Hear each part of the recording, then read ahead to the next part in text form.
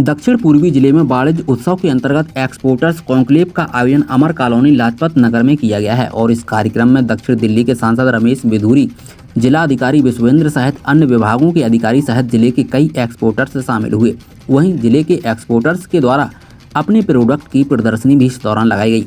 आपको बता दें कि यह कार्यक्रम ministry of commerce and industries Bharat सरकार के द्वारा किया जा रहा है, जिसको भारत के सभी जिलों में आयोजित करना है और इसी को लेकर के दक्षिण पूर्वी जिले में शनिवार को एक्सपोर्टर्स कॉन्क्लेव का आयोजन किया गया, जिसमें जिले के कई एक्सपोर्टर्स शामिल हुए और उन्होंने अपने प्रोडक्ट की प्रदर्शनी यहां पर लगाई थी। वहीं इस कार्यक्रम में अलग अलग विभागों के अधिकारी मौजूद रहे, जिनका मकसद एक्सपोर्टर्स को लाभ पहुंचाना था और भारत के एक्सपोर्टर्स को इस वर्ष $400 बिलियन तक ले जाने में एक्सपोर्टर्स की मदद करना है। वहीं इस कार्यक्रम में मुख्य अतिथि के तौर पर दक्षिण दिल्ली के सांसद रमेश बिधूरी शामिल हुए, जहां उन्होंने बताया कि भारत की अर्थव्यवस्था को मजबूत करने के लिए भारत सरकार के द्वारा यह कार्यक्रम किया जा रहा है और मोदी सरकार का मकसद है कि युवा नौकरी देने वाला बने और भारत विश्व गुरु बने।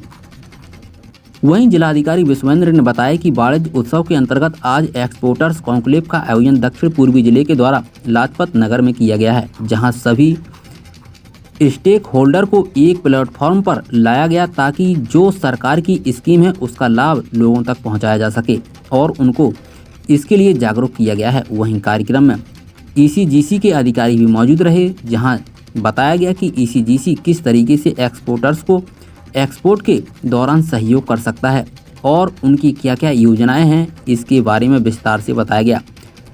जहां ECGC भारत सरकार का उपक्रम है जो एक्सपोर्टर्स को कई तरीके से एक्सपोर्ट में मदद करता है, जहां इस कार्यक्रम का मकसद एक्सपोर्टर्स को लाभ पहुंचाना था ताकि भारत की अर्थव्यवस्था में एक्सपोर्ट के योगदान को बढ़ाया जा सके और जो लक्ष्य इस वर्ष 400 बिलियन का रखा गया है उसको आगे हासिल किया जा सके और आगे उसको निरंतर बढ़ाया जा सके। जो संस्था सर, आप अपना पहले नाम बताइए। मेरा नाम गौरव अंशुमान है। मैं ECGC में डिप्टी DGM हूँ, deputy general manager and regional head हूँ यहाँ पर नॉर्दर्न रीजन का।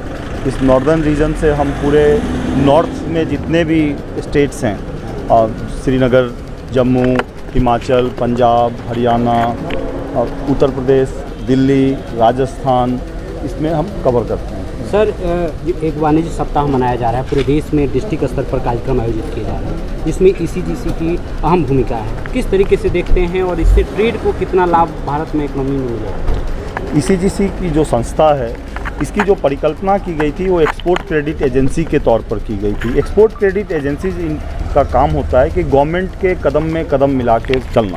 तो जब भारत सरकार ने ये एक माननीय प्रधानमंत्री ने जो 1 ट्रिलियन एक्सपोर्ट का लक्ष्य रखा है अगले 5 साल में, या इस वित्तीय वर्ष में जो $400 बिलियन का उन्होंने लक्ष्य रखा है, उसको पूरा करने के लिए हमें सभी निर्यातकों को आगे प्रोत्साहित करना है। और निर्यात चूँकि जोखिमों से भरा हुआ व्यवसाय है, इसमें जोखिम बहुत ज़्यादा है और उसमें ECGC जैसी संस्था का जो अहम भूमिका है, क्योंकि हम निर्यातकों का जो पेमेंट रिस्क है वो कवर करते हैं, उनको नए मार्केट तलाशने के लिए हम हेल्प करते हैं कि अगर किसी कंट्री के बारे में उनको विस्तृत जानकारी चाहिए तो उस देश की जानकारी वो हमसे ले सकते हैं।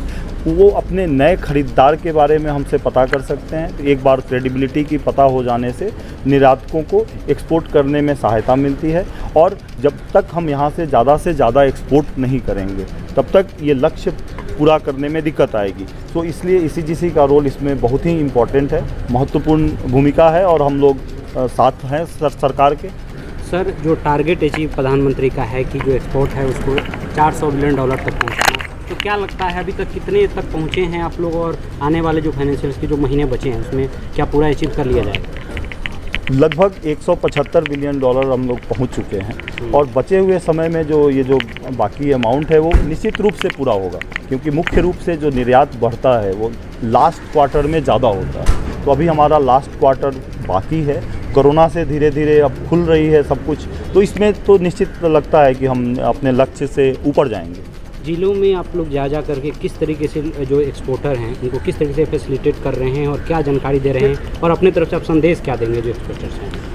हर जिला में जो ECGC भारत सरकार के जो DGFT के माध्यम से जो चल रही हैं प्रोग्राम, उसमें हम साथ साथ चल रहे हैं उनके। हम अपने स्तर पर भी अभी इस हर जहाँ जहाँ संभव हो सकता है वहाँ पर क्लस्टर के रूप में जाके हम उसमें निर्यात को बढ़ाने के लिए एक जो जागरूकता है और जानकारी की जो कमी है, ये दोनों को पूरा करने में हम लोग का साथ रहेगा।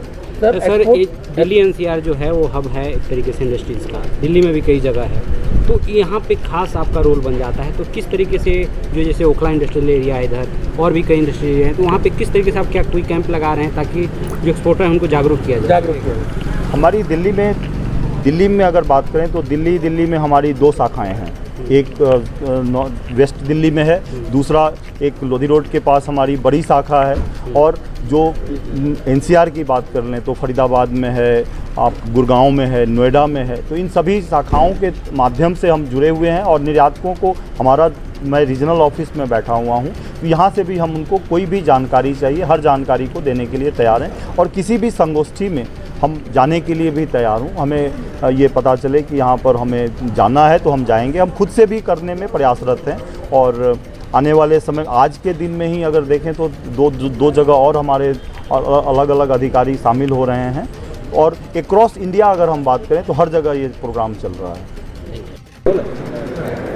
सांसद जी, आज वाणिज्य उत्सव के तहत कार्यक्रम आयोजित किया गया है, हर जिले में किया जा रहा है, आज दक्षिण पूर्वी जिले में किया गया है, क्या देश के प्रधानमंत्री जी ने देश भर में इस प्रकार के 100 सम्मेलन करने के लिए सभी देश के 700 लगभग डिस्ट्रिक्टों में का आयोजन करना है कि बहुत से लोगों को बच्चे पढ़ लिख लेते हो नौकरी की तलाश में जाते हैं, जबकि उनके अंदर वो कैपेबल हैं कि उनके अंदर वो क्षमता है कि वो अपना कार्यक्रम करने के बाद और 20 लोगों को रोज़गार दे सकते हैं।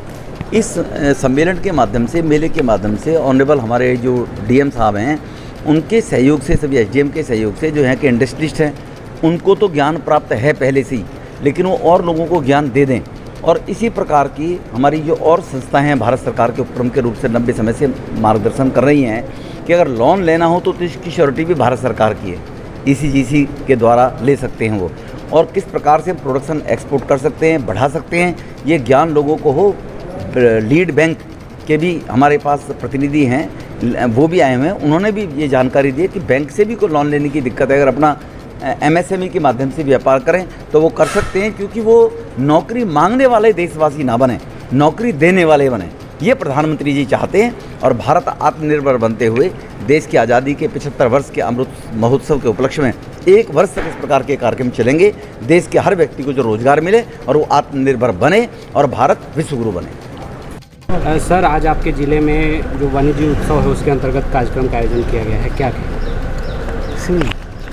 ये ministry of commerce and industries का एक इनिशिएटिव है जो हर डिस्ट्रिक्ट को करना है, और इसके अंदर में एक प्लेटफॉर्म के ऊपर में अलग अलग जो स्टेक होल्डर्स हैं, एक्सपोर्टर्स एक स्टेक होल्डर हो गए जिन्होंने एक्सपोर्ट करना है, और जो सर्विस प्रोवाइडर्स है फाइनेंशियल सर्विसेज, उसके लीड बैंक स्कीम के जो हमारे रिप्रेजेंटेटिव थे, लीड बैंक मैनेजर खुद आए थे, DGFT के तरफ से एक रिप्रेजेंटेटिव थे, ECGC के तरफ से इंश्योरेंस क्रेडिट किस तरीके से गारंटी करते हैं एक्सपोर्ट क्रेडिट को, उसके तरफ से रिप्रेजेंट, तो एक तरह का एक इन्फॉर्मेटिव सेशन था और डिस्प्ले था हमारे ज़िले में जो एग्जिस्टिंग एक्सपोर्टर्स हैं उनका।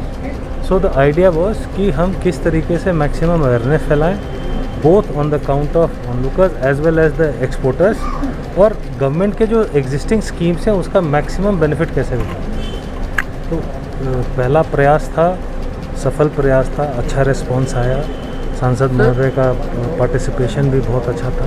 जी सर, एक्सपोर्टर्स के लिए नई पॉलिसीज क्या क्या लागू की गई है? देखिए, हम फैसिलिटेटर हैं, वी आर फैसिलिटेटर्स हियर।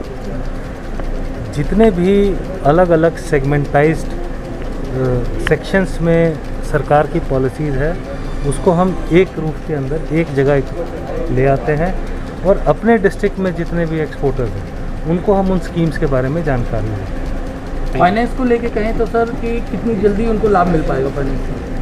देखिए, finance is a process driven service, so as far as a process driven service is concern, we can bring the two parties together, the financial institution and the financial help seeker. After that, the decision of extending a loan to a particular agency is that of the financial institution because financial liabilities are involved. So in my job as a district authority is to bring these two agencies together, these two stakeholders together and facilitate the entire export. Sir last अंतिम question sir, exporters के नाम एक आप अपनी तरफ से एक संदेश देना, क्या संदेश? As Honorable Prime Minister says, and considering that this is the oldest profession in the world, if we create jobs, if we become entrepreneur, that is the epitome of human success. So the youth should be more involved in this. Youth should think of job creation. Youth should think of entrepreneurship. That's my message. Thank you. Lajpat Nagar से आशुतोष कुमार की report.